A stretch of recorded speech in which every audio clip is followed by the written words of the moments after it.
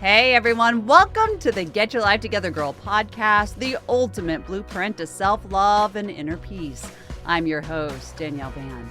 As a cognitive behavioral therapist, life coach to women, meditation teacher, and author, I've spent my life studying and learning from the stories that make us human.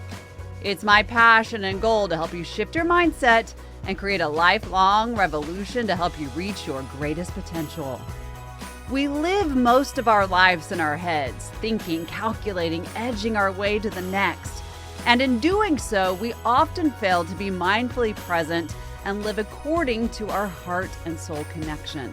I sat down with mindfulness and meditation teacher Fleur Chambers to talk about meditation, mindfulness, self-permission, connecting with the self, and what it takes to really live in growth. This conversation is such a thing of beauty as we connect and have the most soulful and growth-enhancing conversation that I've had in a while. Let's get right to it. The Get Your Life Together Girl podcast starts right now.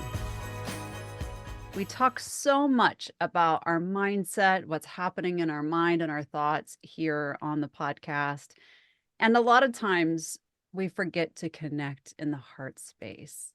So today, that's what we're going to do. Fleur, tell us a little bit about who you are, what you do, and how you got into the space of connecting to the heart instead of just the mind. Thanks, Danielle, for having me. I'm so happy to be here. It's a real treat to chat with you. I'm a mindfulness and meditation teacher. I'm an author and also a philanthropist. I run my business as a social enterprise. So I really believe in the power of using meditation as a tool for social change. So I believe that we meditate not only to explore our own inner worlds, but also to connect with this sense of shared humanity to alleviate some of the suffering that's going on in the world. So that feels really good for me. I have written 2 books around living well with pain and wholehearted confidence. There's a 3rd book on the way. And I started meditating when my 3 children were very little, 1, 2, and 3. And I was really in my mind. I was always in the future, planning the next meal, the next park trip, the next whatever to alleviate my anxiety, or I was in the past, replaying conversations, wondering if I'd done this, would the baby have slept better? Would I have been a better mum? And so the undercurrent of all of this busyness in my mind was really fear. And there was an energy of self-criticism, of not enoughness, but there was also this deep desire to be a good mother. And I realized that when I was in my head, I really couldn't access that feeling of love and enoughness that you can only really access through the heart. So it was my mum who caught me at a moment and suggested I tried meditation. And so I began really, really simply, actually, just with more engaging my senses mindfully when I was with the kids. And the results were instantaneous. And I just felt really, really excited. And so then over the years, I continued my meditation practice, became a meditation teacher, and created my business really to support other people come down from their head into the intelligence of their body, the beauty of the natural world, and the wisdom in their hearts. So much to unpack in those words, such beautiful statements and thoughts, and clearly motion happening. That takes a lot when we are so into our heads to be willing to step out of that box and into a place that is discomfort, because when we first start meditating, it is uncomfortable for most people. What did that look like for you? And what do you find most people expect? Actually, I write about the journey sort of from the head into the heart in one of my books. And it is a very confronting journey because when we're in the mind, sure, the thoughts are often limited or self-critical or focused on the future or the past, but we feel safe there because we're used to it, I guess. And when we're in our heads, we also don't have to deal with the well of emotions that exist within our heart and our bodies, many of which we've spent a lifetime pushing down. So what happens when people first embrace mindfulness or a more heart-centered life is they feel all these things in quite an uncalibrated way, and they can often feel really unsafe. So for me, I would walk down the street and I'd notice an elderly person, and my heart would sort of crack open, feeling that he was vulnerable, physically not strong. I saw my kids with a new tenderness. I would listen to the news and it would hit home in a different way. And I do think there are a lot of people that have a sense of expectation around what meditation, what a more mindful, heart-centered life will look like. Mm-hmm. And not through their own fault at all, but through the way social media portrays mindfulness and meditation. Mm-hmm. And so for me and for many of my students, what happens when we move from our head to our heart can actually feel quite unnerving and quite confronting, because whilst the head can feel limiting and often have an energy of self-criticism, we feel safe in our heads because that's what we're used to, and the ego lives in our head and they tell us what's safe in there too. So when we drop into our heart, there's an invitation to explore all of the emotions, the experiences that we've probably pushed down. So we need to exercise caution, curiosity, and make sure that we feel safe in the process. So for me, what I really noticed was I was just so much more tender to the human experience, opening the floodgates of the heart. And so then a lot of people, this feels too much. And they go, oh, actually, mindfulness isn't for me. It's best left for other people. I'll go back to the safety of my mind. So I think the practice that I've always used and that I've supported a lot of other people with, it's like just one thing. So if you imagined your heart as a garden, just each day you could just pull one weed, like self-criticism, judgment, blame. And each day you could just plant one seed, gratitude, compassion, humor. And so you're giving your heart a sense of safety through this confined job for the day. So it's important to feel safe when we open our hearts. And it's important to just really acknowledge that it might take a little while till we feel more balanced. It's the expectation that there's going to be immediate feedback. And sometimes there is. And like you said, it's a little disjointing, and that disjointing says no, thank you. But the build of meditation is really what we need to talk about, I think. Being able to get into a place that we're not seeking perfection, we're seeking progress. Oh, absolutely. And so my previous response was around a more mindful, aware life. But if we turn that to meditation and the practice of meditation, again, there's this disconnect between expectation and reality. And it's incredible in that meditation is posted everywhere on social media. You can do it at the gym. It is pretty mainstream, yet if I had $1 for every time someone said to me, I'd love to meditate, but I just can't calm my mind. Right. Because the point of meditation is not calming the mind. So if we can understand meditation as just the process of being with ourselves in that moment. Because the truth is, we all move through our days resisting ourselves. I wish I hadn't said that. Why did I eat that? I need to do more exercise. The traffic's too heavy.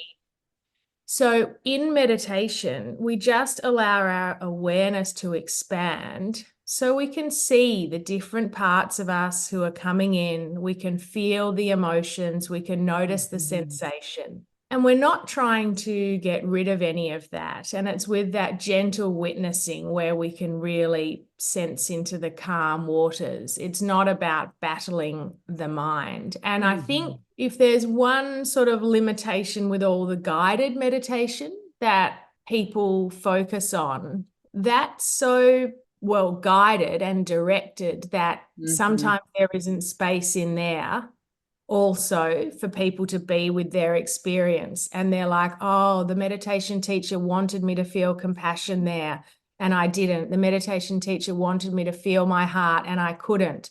So there's some Mhm. expectations in some of the guided practices too. I think that's a very important point. When I use meditation and therapy together, that is something that I very much am very clear about because I do not allow them to use guided meditation. We're taking ourselves where that person wants us to be, not where we need to go, wherever the mind heart connection is going to allow us to go. So I think that's a very important point to bring up. If you're listening to guided meditations, that's great. It's a wonderful way to ease yourself into meditation. It's also a really great way to kind of take some of the pressure off of meditation. But if you're looking for the expansion, that's a soul project. Yeah, and it requires a little more silence, I think. Yeah. Yeah. Absolutely. What do you find to be the roadblock for a lot of people? Well, people would say time. Sure. That's Um, not true, but yes. I think, when you begin an exercise routine and it's just a hard slog at the beginning, you're not Mhm. seeing any benefits to your body, you're just sore. And then after a little while, you're like, oh, yeah, my posture's better, my eating's more regulated, I've got more vitality. I think a lot of people don't get over that initial hump. So the meditation just feels like hard work, and perhaps their awareness hasn't expanded enough for them to sense into the positive ripple that is happening in their day. Right. That for me seems to be two things really lead to a successful committed practice. And one is when you can open to the positive ripple in your day. Hmm.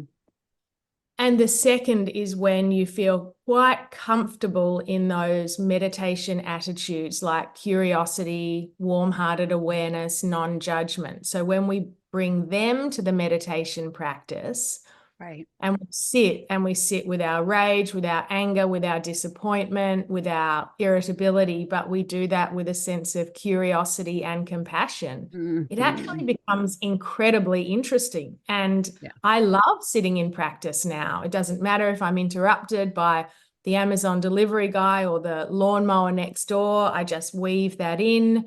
And it's just a beautiful invitation to get to know yourself more deeply. And once people have that, I feel like they will continue with their practice. Yes. And again, that does take time to build that and to become very connected in the moment. For some people, though, I've noticed that it's like, oh, I did that. I'm like, well, you were ready. You were ready to really connect and you were in a space to just let go and be with yourself. Not everyone is. It's okay, right? It's okay. I also think, Danielle, that meditation isn't for everyone. I really Right. do Yeah. that, and that's okay. There doesn't need to be a hierarchy here about Yeah. sitting cross-legged for 20 minutes in silence. There's no better or worse here. And that's why if you can get over the egoic reasons why you wouldn't meditate, like don't Hmm. have enough time, I don't have a cushion, the kids are always home or whatever, and actually give it a go, and it doesn't suit you, then that's Hmm. okay. Perhaps walking in nature is your thing, swimming in the ocean, practicing loving kindness, really engaging your senses, cooking with mindful awareness. So, whatever it is to allow yourself to wake up to your inner world and to feel authentic. I really think that's it. But there's no hierarchy. Yeah, I agree with you. A lot of times when I am teaching meditation and someone's struggling, I can't sit still. I'm fidgeting all the time, which is taking me out of breath. It's taking me out of just finding center. Then I'll say, go get in the shower. Just let the water beat over you and let your thoughts just calm. And they'll say, oh, I love when I do that. Well, that's a form of meditation. And that seems to be something that people can't wrap their heads around, that they meditate, they just don't even realize it in many different aspects of their lives. Yeah, absolutely. And again, how about all the images we're presented around how meditation should Hmm. look and feel? And it's interesting because I've had a chronic pain condition for years. So meditating with a straight spine without my back supported with legs crossed is just not possible. And Right. there are 1.5 billion people in this world that experience chronic pain that probably also can't sit like that. Right. There's people with disabilities. So we need to make sure that meditation is less prescriptive around those idealized images and more Hmm. welcoming, because we don't want people to already feel not enough when they Right. sit down to practice. If you need to lie down, if you need a pillow, if you need to meditate and walk, that's okay. What a gift to connect with what your body needs Yes. in the moment and to give it. Hmm. What a beautiful permission slip. It really is. Not only just to the self, but to everything that's around you too, because like you said, you see the world in a different lens. And when you connect that way, then you begin to connect throughout the day like that too, which gives us that kinder, gentler world that we're looking for. As we talk about getting into this practice, what it feels like when we do it, and it being, a prescription to be whatever it needs to be for you, what would you tell people in the beginning to get started? I think there's two things. And the one, the engaging your senses is just so powerful and immediate. So it's more mindful awareness as you move through your day. When you're in Mhm. the shower, you feel the water as it moves across your skin. Nature, you notice the changing colors in the sky, the changing seasons. You feel your feet on the ground. You give your children a hug that lasts a little longer. So, this coming into the body, because the body is always in the present moment, the body contains wisdom, same with the natural environment. I think that's a really powerful thing. And Right. then another thing is just to stop every now and then and ask yourself, where have my thoughts taken me? Hmm. Because there will be a particular thinking habit that is your preferred. And when you can Yes. identify that, there you go, I'm replaying. That's my one. I love to replay conversations. Right. I'm kind of guilty Think, of that too. thinking that in the replay, I'll magically be able to change what went down. Right. So am I replaying? Am I worrying? Am I planning? Am I Mm. hoping? Am I wanting? And when we can give a name to our thoughts, it just creates that little bit of space. So again, you could do it when you're cooking, when you're in the car, before a meeting. Where have my thoughts taken me? And if I had to give them a name, how would I classify them? Mm. And even that, those two things, when you're starting out to come down from the head into the body and the heart, are really powerful. Hmm. Yeah. I always ask people to catch their thoughts. And that's exactly what you're talking about is just name them. I can't change anything that you're not willing to witness. And that is a part of meditation. It doesn't, again, have to be this very close your eyes, breathe, have no thought. The mind has thoughts, right? It's there to make sure that you're safe, that all things are well. You're going to have times in meditation where thoughts come in. This is a huge problem for a lot of people, although it's not a problem. Let's talk about that for a second. Do you hear people say that? Like, I can't shut my thoughts off and I'm scared and I can't quit thinking and it's not working. What do you say? Absolutely. Just as the eyes are designed to see and the ears to hear, Hmm. our mind is designed to think. And that's okay. And it's keeping us safe by doing that. Right, So if you're going to explore silent meditation, you will become aware of how busy your mind is. right. But if you can bring those attitudes of curiosity, of warm-heartedness, of non-judgment.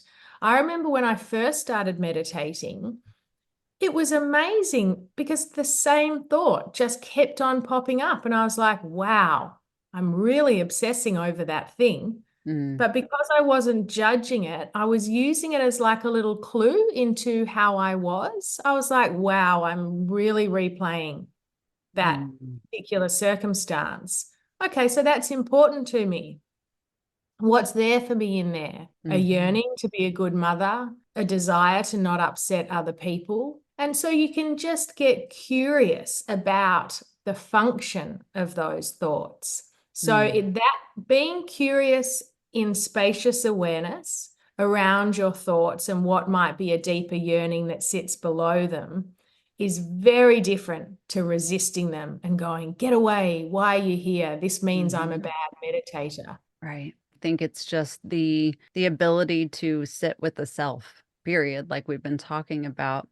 I want to kind of take a little detour for just a moment. You talked about having chronic pain for many years, and it's something that, like you said, many people deal with.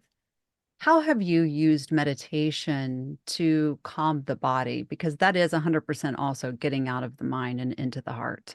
Hmm. So you may have heard, your listeners may have heard this expression that the body whispers, and Yeah. then we ignore the whispers and it screams. And whilst everyone's circumstances with chronic pain will be different, there's certainly an element around pain is your body trying to communicate with you that you have lost your way in Mhm. some aspect. That doesn't mean it's your fault at all, but pain is an invitation back in to reconnecting with your body, Mhm. to reconnecting with your heart and your authentic self.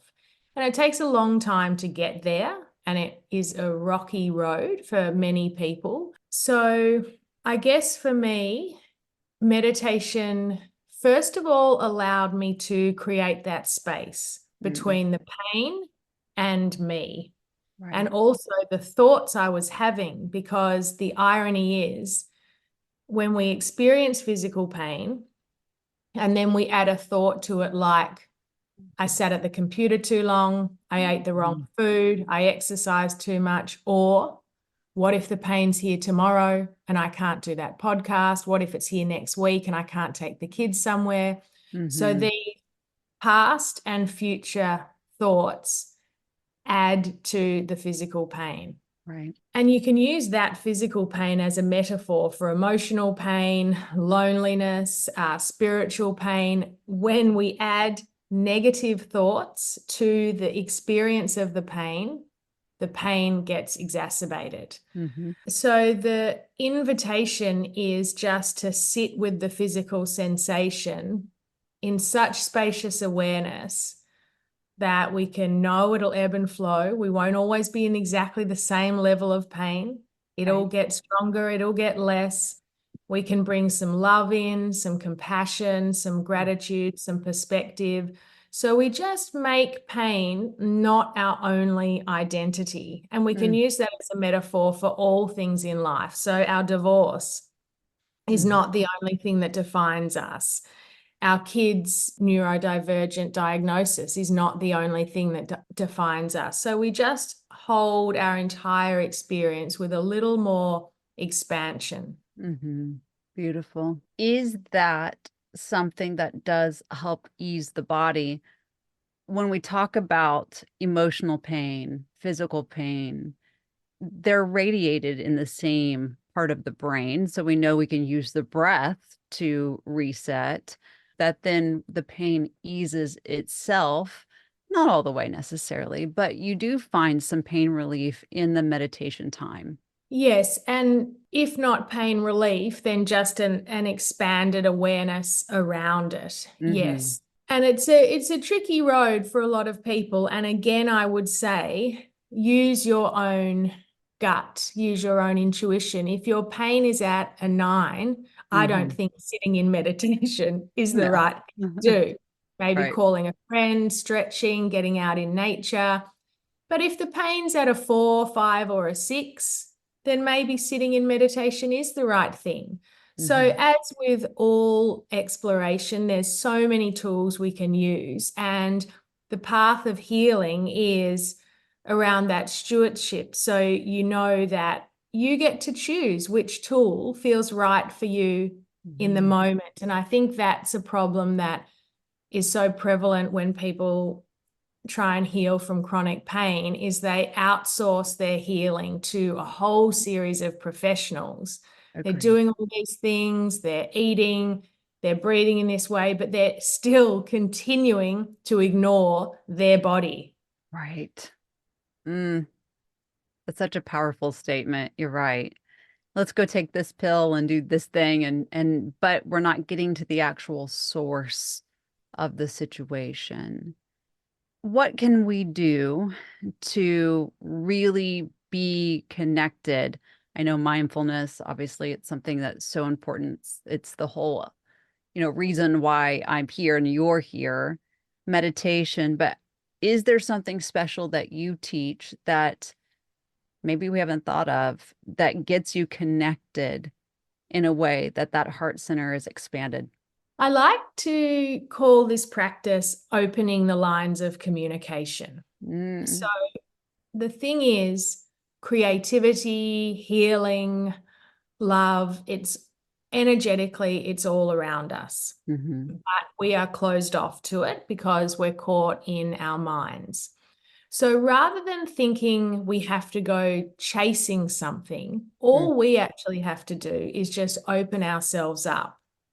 And so I have these three practices that I teach for greater creativity, greater presence, greater confidence.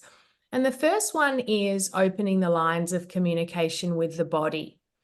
And when you think about any good relationship, it's about giving and receiving, listening, responding to the advice we get, letting people know we're grateful. So, all these opening the lines of communication practices start with a sense of gratitude.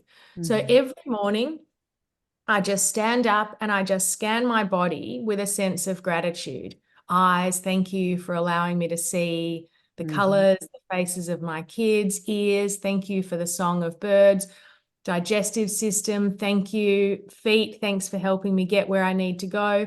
And then hmm when your body gets a sense that you're grateful, it starts to soften and it's like, okay, yep, I'm warming up. I might share something with you. hmm Body, I'm grateful for you. Thank you for being my home in this life. What wisdom do you have for me? What do you need from me today? And asking your body very simply, very radically, what it would like, what wisdom it has to hmm share. And this is just a form of intuition bubbling up. My body says things to me like, stretch today, drink more water, don't eat meat. It's got a sense of humor. It hmm responds quite instantaneously.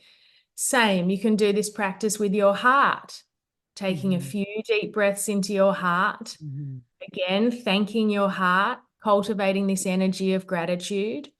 Thanks, heart, for allowing me to love, for breaking and healing, for being the segue into all sorts of states. hmm And then, heart, what would you have me know? What wisdom do you have for me today? Same thing, accessing the wisdom. And then my favorite one is doing that with nature.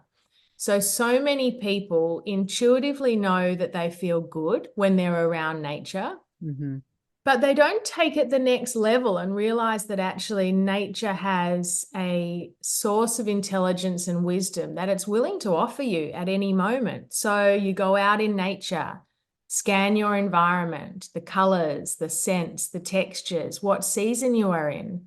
And then hmm again, nature, what message do you have for me? What would you have me know?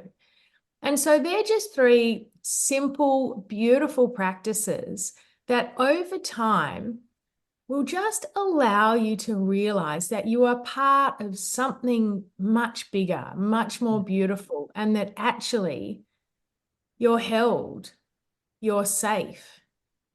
And so they're three practices that anybody could try at any time after the shower in the morning, before they go to bed at night.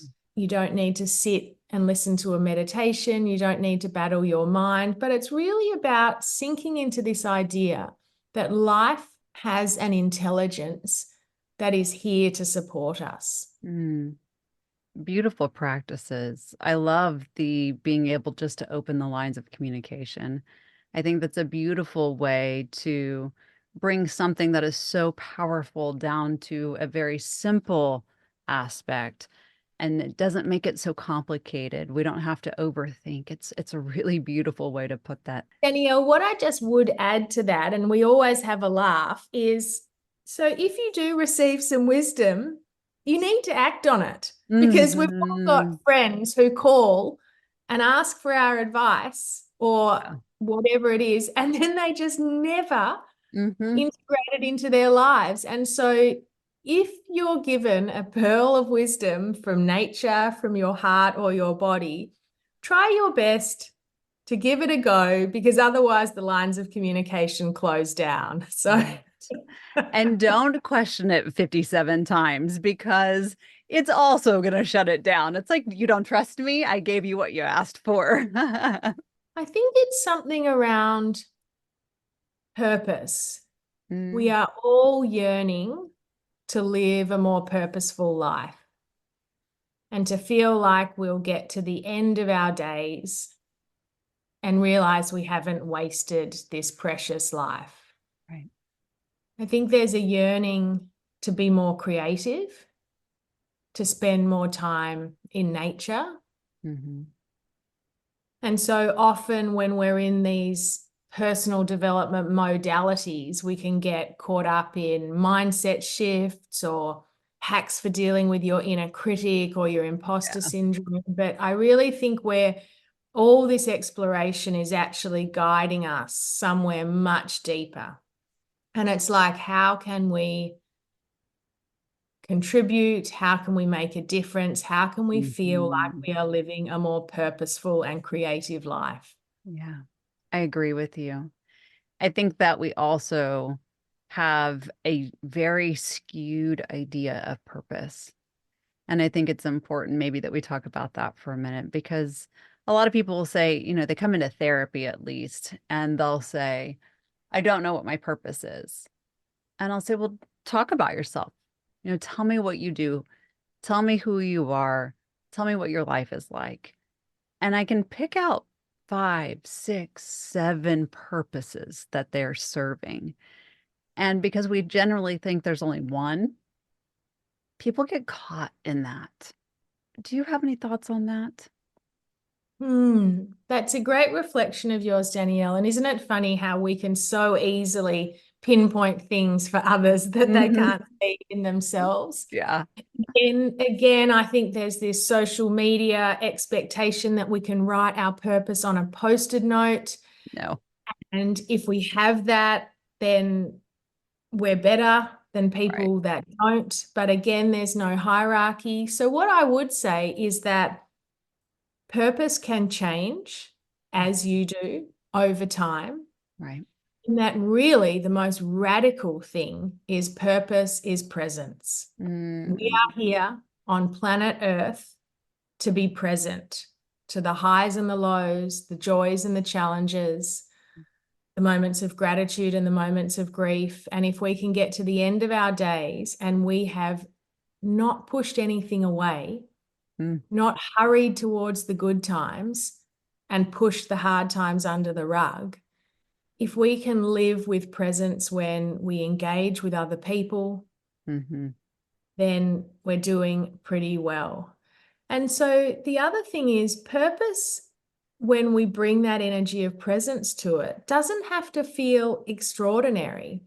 What yes. about cooking your family or friends a beautiful meal and preparing it mindfully and eating it mindfully and there being Mhm. laughter and connection? Doesn't get Right. more purposeful than that. Right. What about exercising with a sense of gratitude for your body, for all it can do and how it supports you, rather than having the podcast in and being hard on yourself as you're exercising? So purpose can actually be a commitment you make to yourself to being there for it all with a sense Mhm. of gentleness, reverence, gratitude, and for celebrating in the small